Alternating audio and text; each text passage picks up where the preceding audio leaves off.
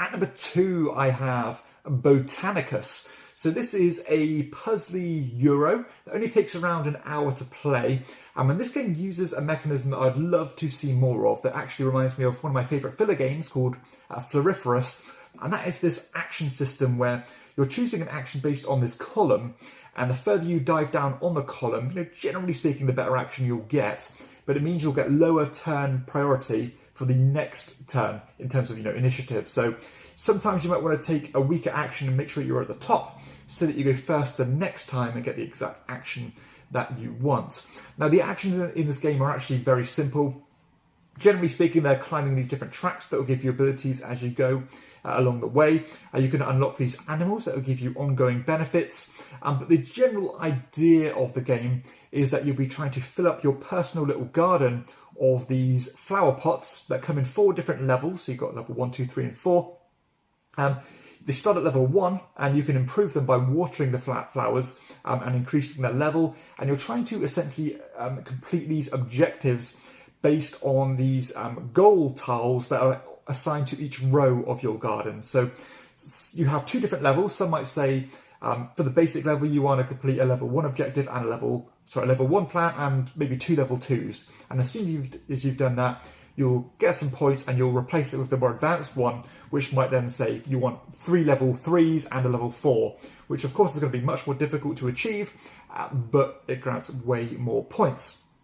But it has this kind of contrasting scoring system where, of course, you want to be scoring these goals as quickly as you can, but at the end of the game, you'll score points based on your best plant in each column. So again, you don't want to be neglecting your columns either, because there's a lot of points you could be sitting on just by having a single gap. Now, the game itself is actually very easy and simple to understand, but the difficulty lies in the fact that you cannot always build exactly where you want to build. You are always restricted to where you have your gardener, and your gardener is going to be moving around this your garden on particular spots, and you can only ever plant or water the 4 plant pots surrounding where your gardener currently is. So you do need to think ahead and move your gardener to the right spot before you take your main action. So that really does amplify the brain burneriness of this game exponentially, as compared to if you could just build wherever you wanted at any time.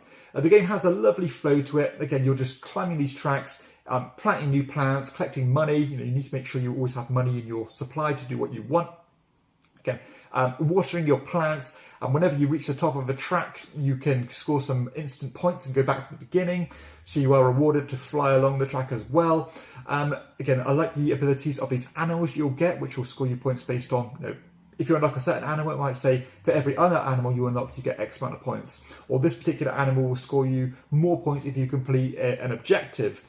This one will unlock a new track, and so on. So all of them are really inviting and you want to unlock them all, but you can't. And when at the same time those animals are blocking particular flower beds, and you might need to unlock a particular animal so that you can actually score that particular row or column. So as you can see here, that all of these moving parts of the game come together to create a simple but quite an engaging game here. And I love the way it's all boiled down to that floriferous initiative system. Now, the game itself comes in 2 different levels. You've got the base game, which is kind of more your family-friendly version, and you have the advanced variants. Now, I'd say probably if you're watching my channel, you'll probably enjoy the advanced variant as a standard edition, because you do have an amplified version of the puzzliness of the game. And it's still easy to digest, but there's enough going on to keep you satisfied and enough for you to sink your teeth into. And all in all, I think this game is really enjoyable. Now, when I first played this one, I did certainly give it a commendation. I was thoroughly impressed. Now, I played it again since, and unfortunately I was playing it incorrectly, and that did somewhat dampen my enjoyment of it, because I played 1 round too many and I found it a bit too loosey-goosey. So that's on me.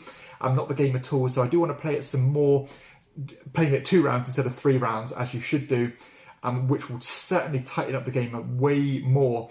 But I want to give it a little bit of breathing space before I go back and revisit it to really solidify my thoughts. But I'm sure you're going to get a lot of enjoyment out of this one if you like your puzzly, medium to lightweight Euros. This is a great example that has, again, sadly flown under the radar. But I think there's going to be an audience for this one. There's a lot to enjoy. That is Botanicus at number 2.